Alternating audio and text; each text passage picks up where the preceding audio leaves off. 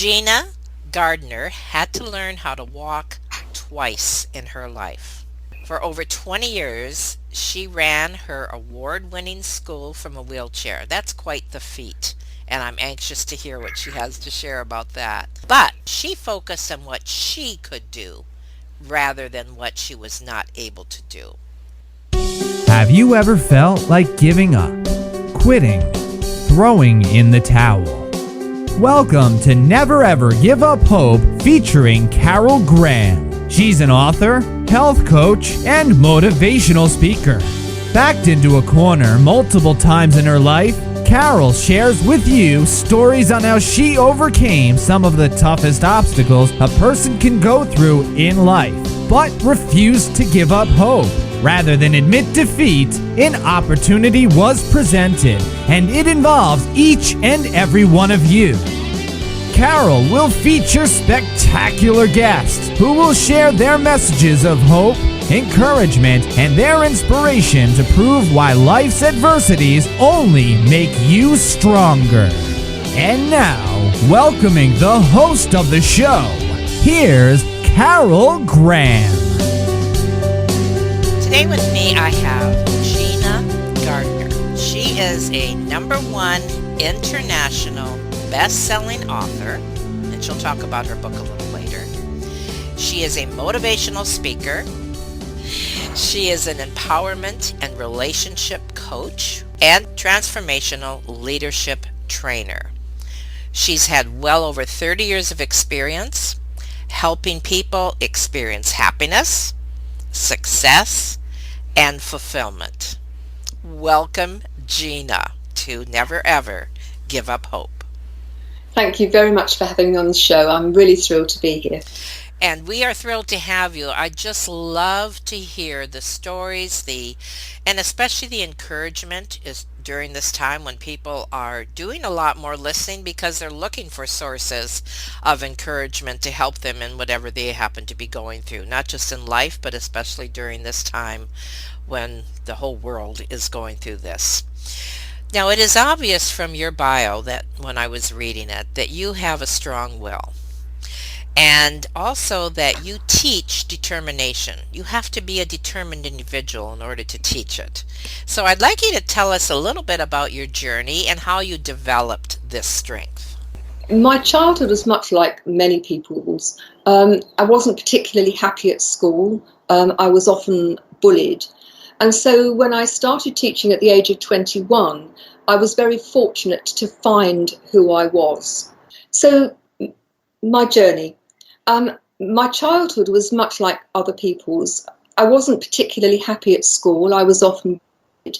And by the time I was a teenager, I had very bad eczema and was slightly overweight and just felt I didn't fit in. It wasn't until I started teaching at the age of 21 that I really found who I was and something that I was really good at. And I loved teaching. I was promoted very quickly.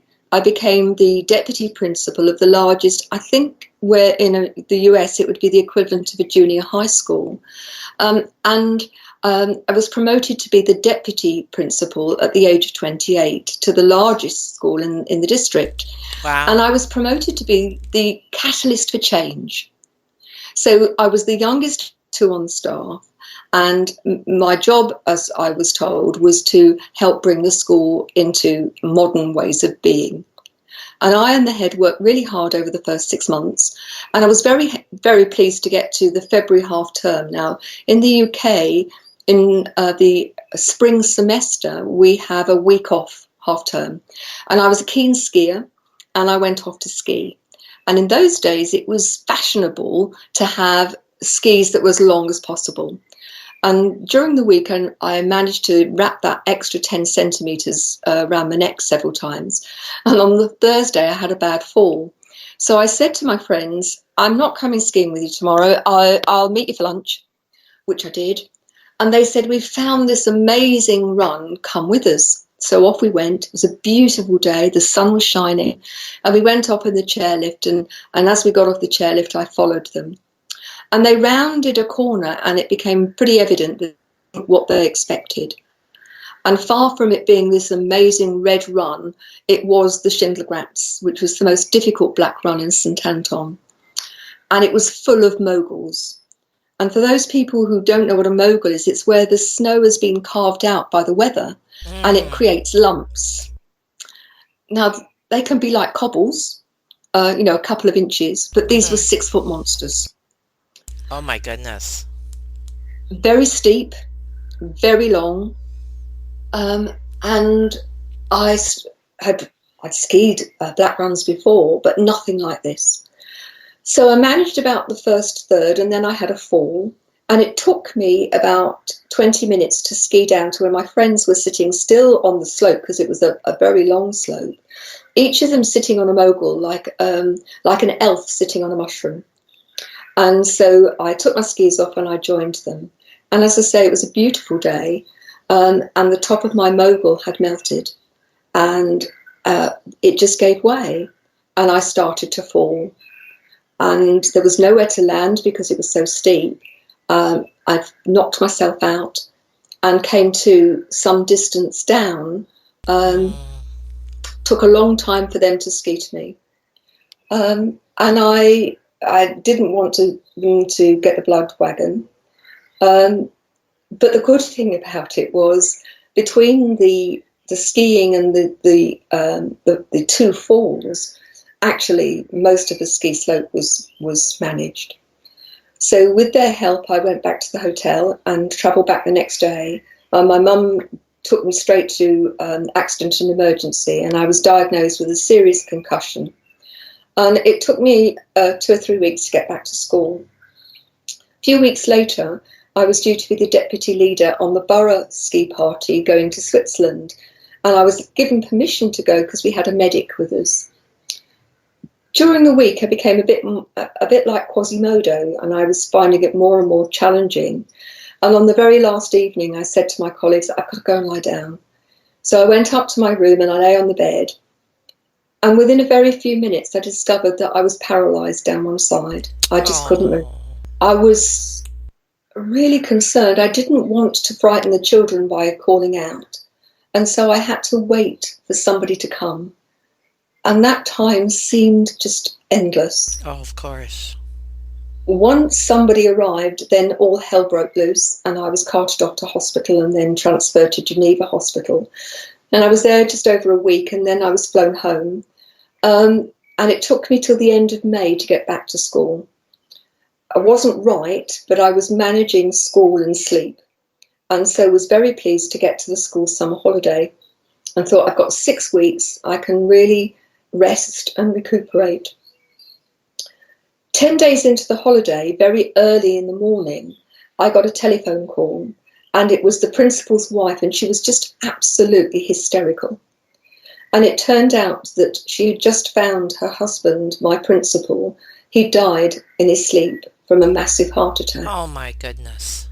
Far from it being a restful holiday, I helped her manage the funeral. I had to tell the staff, the pupils and parents, the local authority, and I had to get prepared for September.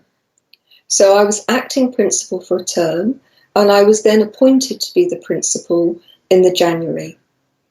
And I was absolutely determined that my health, which I was still not right, wasn't going to get in the way. Over the next 20 years, and I was the principal for 20 years, I had 2 situations where I ruptured a disc in my back, and on both occasions I had failed back surgery. And so although I'd started to use a wheelchair in 1987, the ski accident was in 1983, initially I just used a wheelchair to get around school, didn't use it in the classrooms or in the hall or in my office, but I used it to save energy. But by 96, when I ruptured the first disc, I was completely wheelchair bound. It took me 18 months to walk to the end of my very little garden, and then 3 months later, I ruptured a second disc and once again was completely wheelchair bound. And that continued for the rest of my time as principal. Now, there was a real gift in that. I mean, don't get me wrong, there were some very dark days, but there was a gift in that I had to find a way of empowering people to take responsibility for their own performance and a shared responsibility for the performance of the rest of the staff. And it was very successful. The school was on the 100 best schools in the country list twice during my tenure. We became one of the first beacon schools. And I worked with hundreds of teachers and dozens of other schools to help them implement the same principles and strategies. I was invited to be an advisor for the DFES while I was a serving principal, and I worked for the National College of Leadership and the London Institute. Not all at the same time, I have to say, but our budget was very poor, and it was a great way of bringing money into school and also keeping us at cutting edge.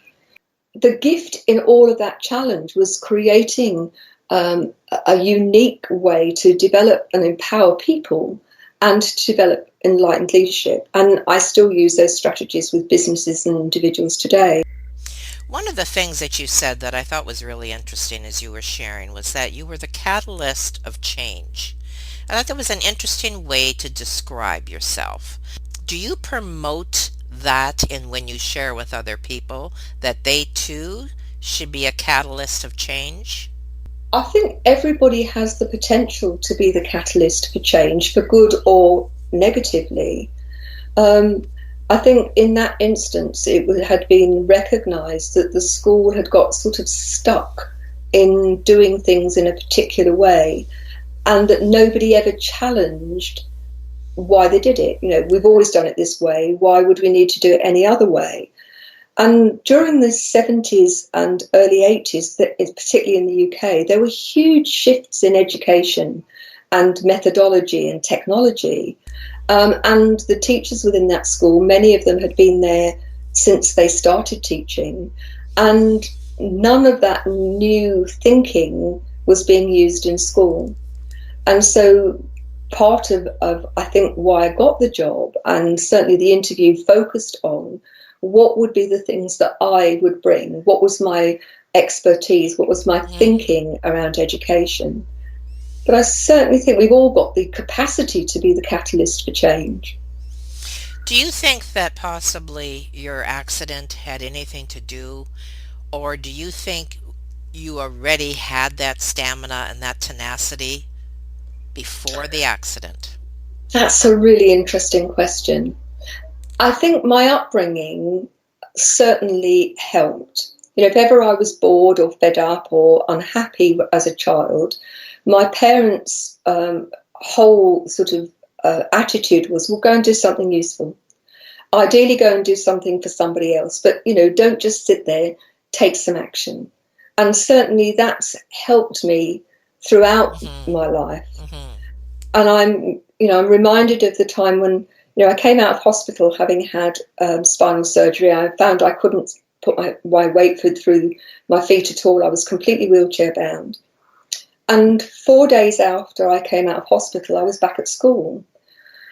And, people have said, well, that's remarkable. But if I'd stayed at home, the only thing I could do was watch daytime TV or read. If somebody didn't leave a cup down and fill the kettle, I couldn't make myself a drink. But I could go into school, my brain worked, my mouth patently works, my hands worked, and there were people there who could do the heavy lifting. So I could be at home and focus on what I couldn't do, or I could go into school and operate effectively doing something that I loved and made a positive difference. Absolutely. So it was a no-brainer for me. I mean, as an aside, 5 months later, the consultant said to me, I think we might think about you going back to school a couple of hours a week. And I just laughed because I'd been part-time for 3 weeks and then full-time thereafter. And I'm not suggesting that other people in that situation, that my way is right for them. But for me, all the way through, the focus on what I can do rather than dwelling and focusing on what I can't do has been an incredibly empowering experience. And I would suggest that people think about, how they self-limit and whether there are things that they could do that would make their life much better if they chose to focus on what they could do. Now, during those low times, and you obviously had to have them. I mean, you're a human being, right? Yeah, and yeah. and considering what you went through, especially in the earlier years, how did you gain that, I don't want to call it knowledge, but that determination to, as you said, look at what you could do instead of what you couldn't? Is there a pivotal point or someplace in your life where you made that decision, or do you think, as you mentioned earlier, that this was basically in your upbringing? I don't think there's a single pivotal moment. I think my childhood was significant, but I don't think it was the only thing. There are certain lessons along the way. I can remember I made friends with somebody in hospital, and we kept in touch after hospital. And every time that we spoke, she focused on how dreadful it was and how awful she felt and how unfair it was. And I came off the phone call, or I came away from the visit, and I was just exhausted. Hmm. And she taught me a really important lesson. And that important lesson is, if you focus on all of that negative stuff, then you feel grim. That's right. Whereas if you focus on even just making a small inroad, doing something constructive and positive, you feel better. And so work for me has been a huge, it's been my pain management, not only my physical pain management, but my emotional pain management. That by focusing on helping other people and doing things that actually I really enjoy, then I feel good about what I'm doing, and I feel physically better. I laugh because I used to say to people, getting up in the morning for me is like resurrection. Even now, it's my worst time of the day. I hurt, I'm stiff, and it's a real struggle to get up. I don't sleep very well, and so the first thing in the morning is not a good time. And I can remember saying to people, there is no decision for me to make. I'm going to school. And at one level, one could argue that was perhaps a bit stupid at times, and I fully accept that.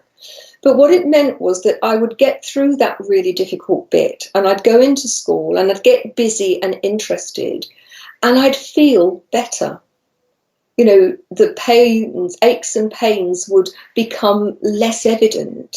The focus was on external things rather than focusing on me, and I found that to be very helpful. I think you hit that bang on. I absolutely agree. Now let's back up to 2004. Okay. What happened there? So I went to see my consultant on May the 19th in 2004, and he gave me an ultimatum. And the ultimatum is that I could continue doing the 14, 15-hour day, 5.5 days a week that I was. And if I did that, within 18 months, he felt that the body would completely break down and I would be entirely housebound. I had made the very difficult decision that I was going to leave school. Now, in England, taking early retirement on health grounds is quite challenging. Really? And it takes most people months to get the decision for them to leave. And so I made this plan. I have to laugh at myself because the best laid plans of mice and men. And my plan was that I wouldn't apply for early retirement until the school summer holidays. And on the Wednesday before Bank Holiday weekend, which is the last weekend in August, I sent in the application with the doctor's reports and the consultant's reports, fully expecting that I'd get a decision about Christmas time. And so I'd planned how I was going to tell the staff and the children and parents and my colleagues. And about that time, it had been decided that I should have an internal spinal stimulator fitted. And that's like having an internal TENS machine, which is Mm. actually wired into the spine. At the time, it was cutting edge. They're quite common now. And you had to have the temporary one for 2 weeks, which was external, and then if that worked, then they'd do the internal one. And the only time they could do it was September, so I knew I wasn't going to be in school for the first 2 weeks in September, because with the external one, you couldn't be near any other people. I was really shocked.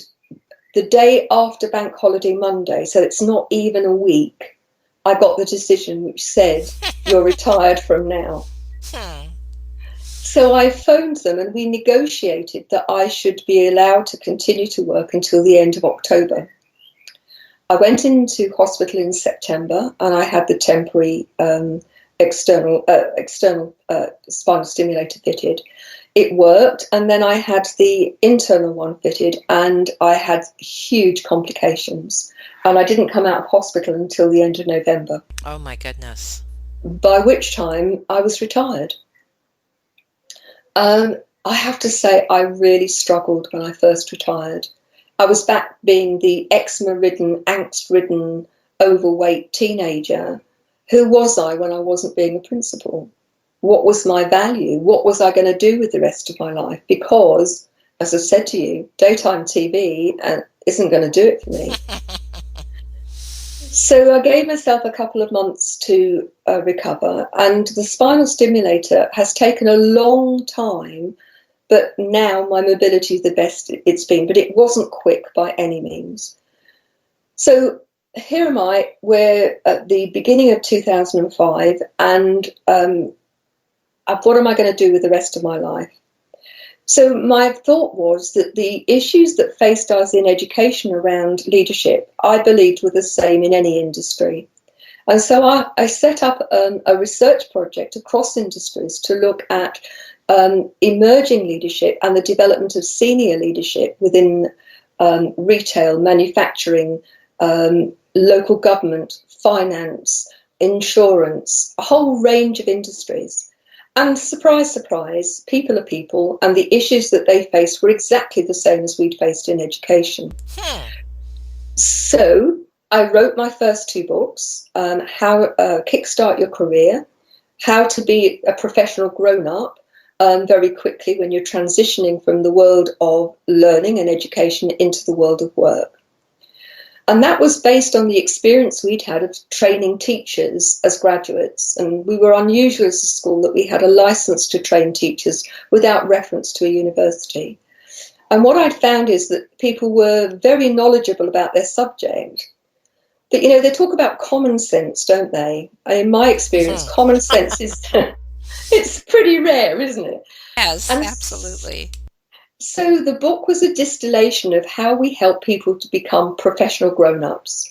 And then its sister book, How to Manage Your Staff More Effectively, was a distillation of all of the techniques that I'd used to develop managers within my own school. And they became my calling card for my work, which is mainly with corporates. And so I've always done life coaching, even when I was a head. But I worked initially with corporates doing training, facilitation, and consulting. How do you help business owners lead with compassion?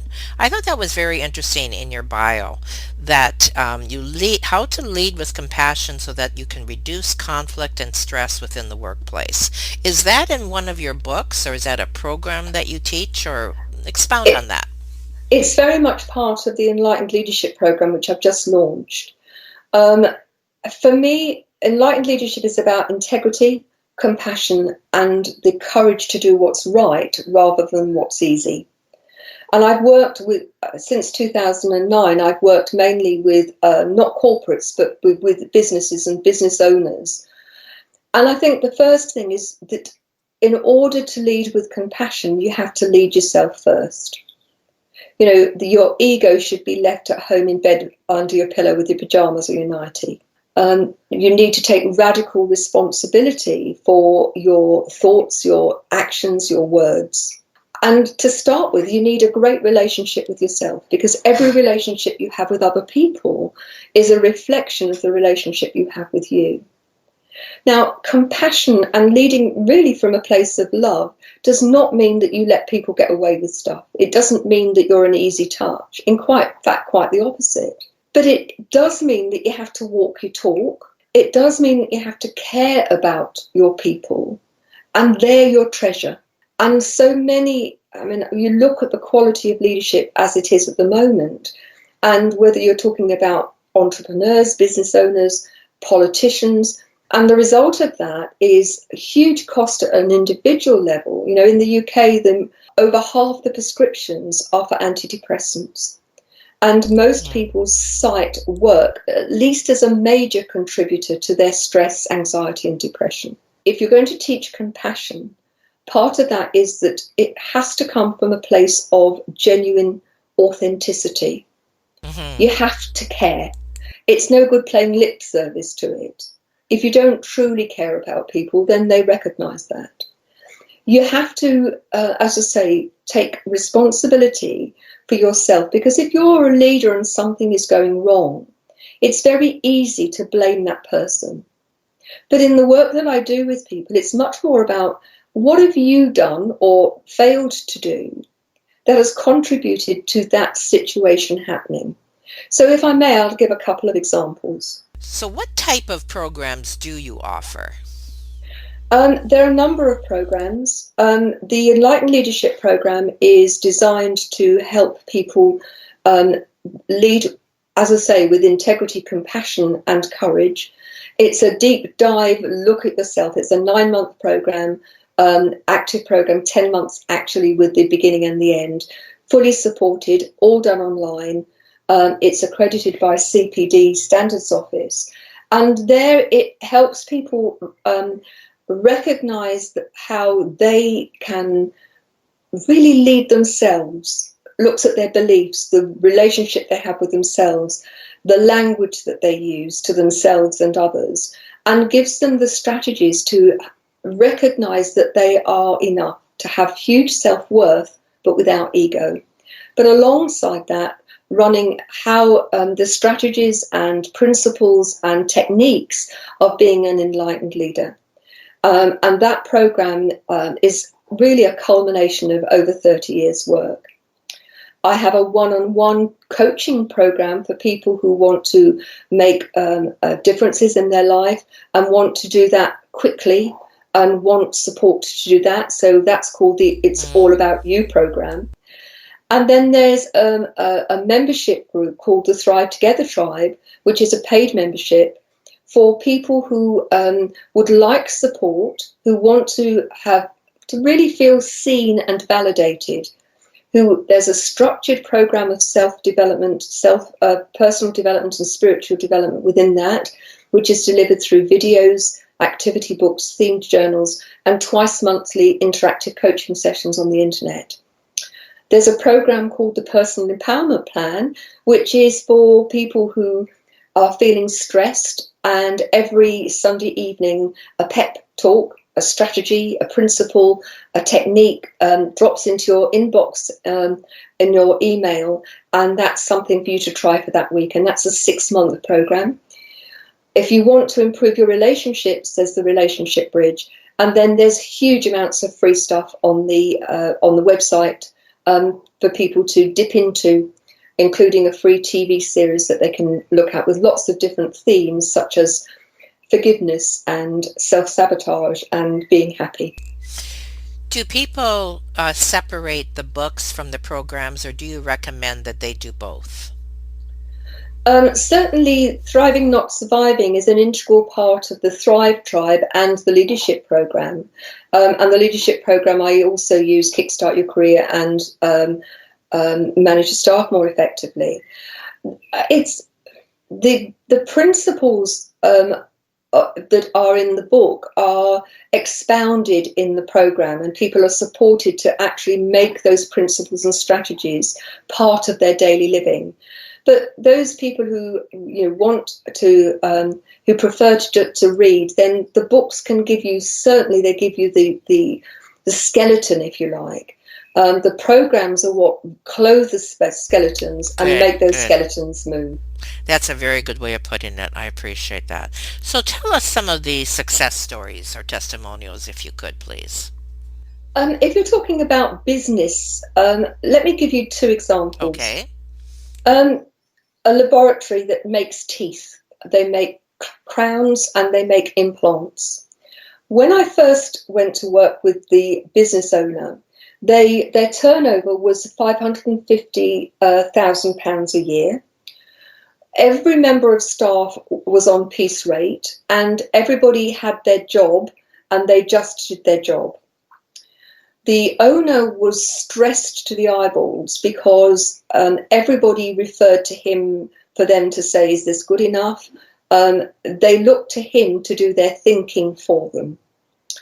They worked long hours. They used to start sometimes as early as 6 and often not finish till 7:30 or 8 in the evening in order to get the work done, and for those on piece rate to earn the money that they wanted to earn. I worked with the owner and his wife, who did the office and finance work, and later on with a member of staff who's now become a manager when he's not there. And we implemented a range of things, but first and foremost, the owner started to take responsibility for himself. He started to model the behaviours he wanted from others. Excellent. He started to treat people differently. We implemented a situation where people went on to salaries, and the organisation has become a learning organisation. So rather than people saying, is this okay? Part of what they're doing, they have a development day every Thursday where teaching goes on by everybody to everybody on a rolling programme, so that people started to understand and be able to carry out the roles of one another. And so now they have a model where they will look at a job, and if it's very complex, they'll decide who's best to do what within the job.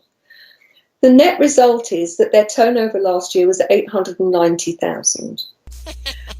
They start work between 8:30. Most nights they're finished by 5:30, and Friday afternoon by 3 they generally go to the pub. They're on salaries, and they have a profit share for a percentage of the profits. They're happier.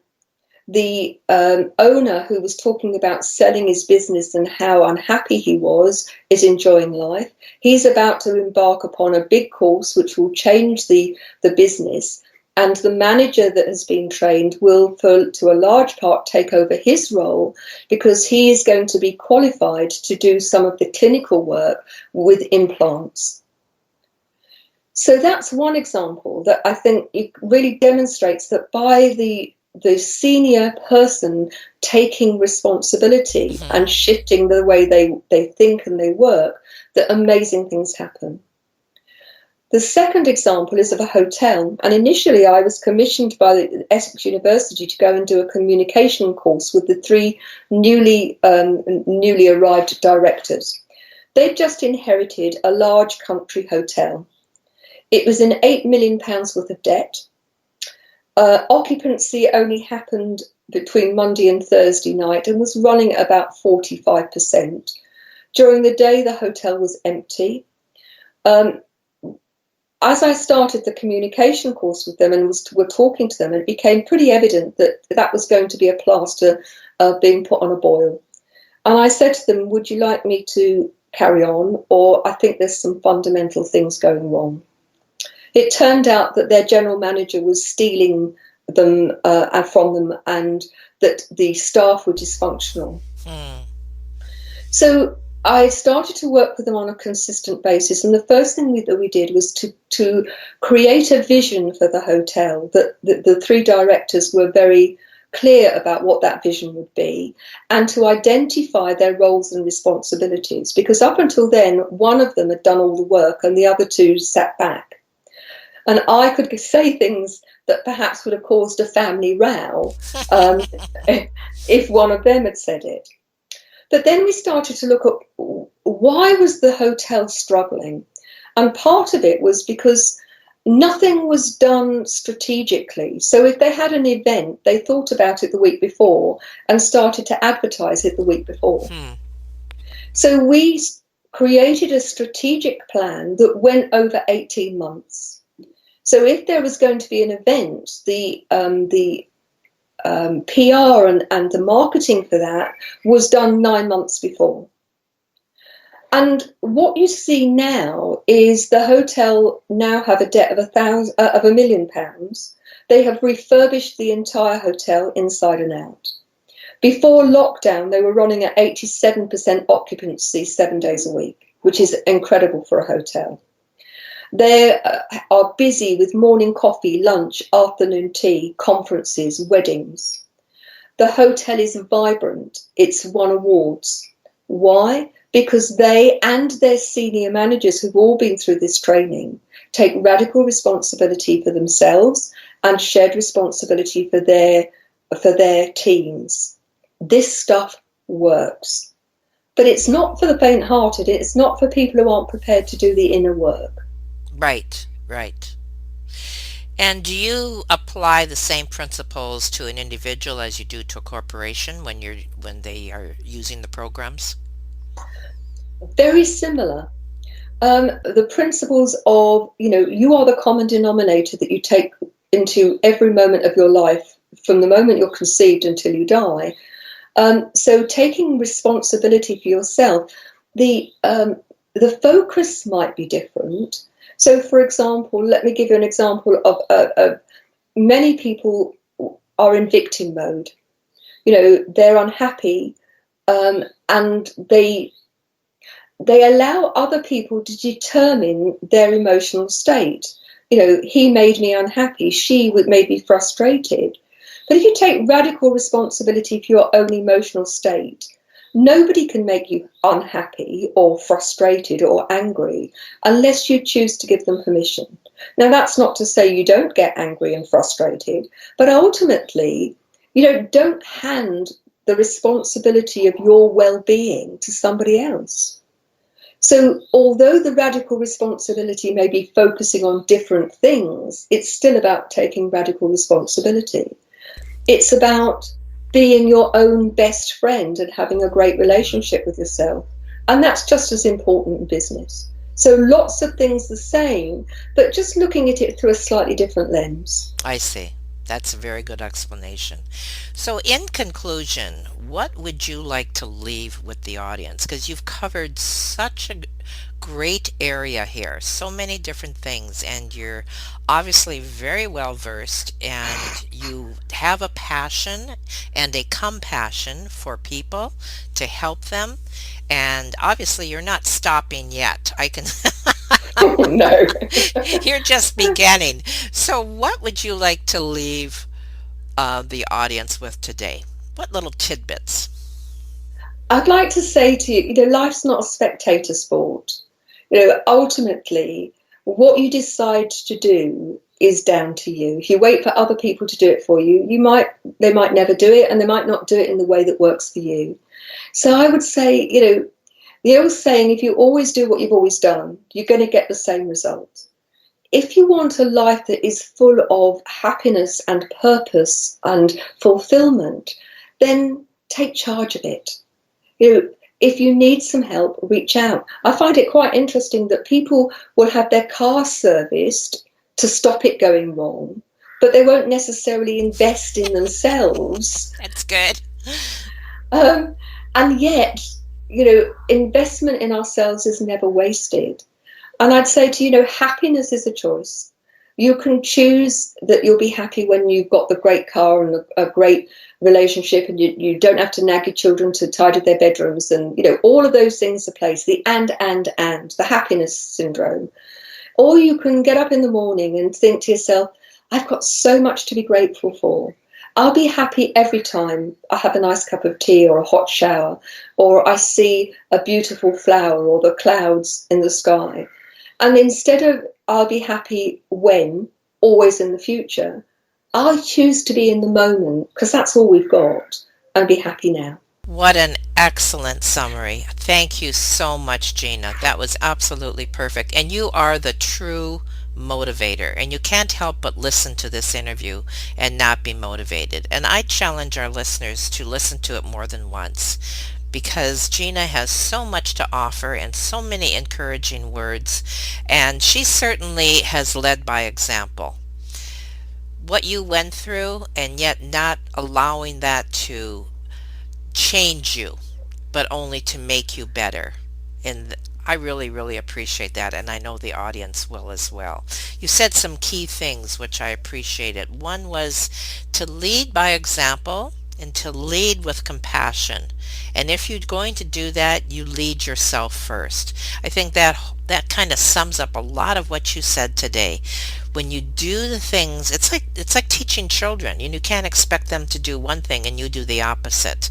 And you doing the same thing, no matter what you have gone through, no matter what you have endured, you are still leading by example. You pull up your bootstraps, you get up in the morning, and whether you're in pain or not, which I appreciated what you said about pain as well, that you just do it. That decision is made already. You just walk with it. You go through it. You do it. You take that first step. And so that motivation, that encouragement, I sincerely appreciate. Thank you so much, Gina. It's my absolute pleasure. Thank you very much for inviting me. And listeners, thank you for listening to Never Ever Give Up Hope. Thank you for listening to Never Ever Give Up Hope, featuring Carol Graham. Did you know that most people succeed because they are determined to? Quitting was never an option. Carol loves your comments and will respond to each one. So please subscribe and review this podcast. A rating of 5 stars would be outstanding and appreciated. Remember, if you are still here, there is always hope.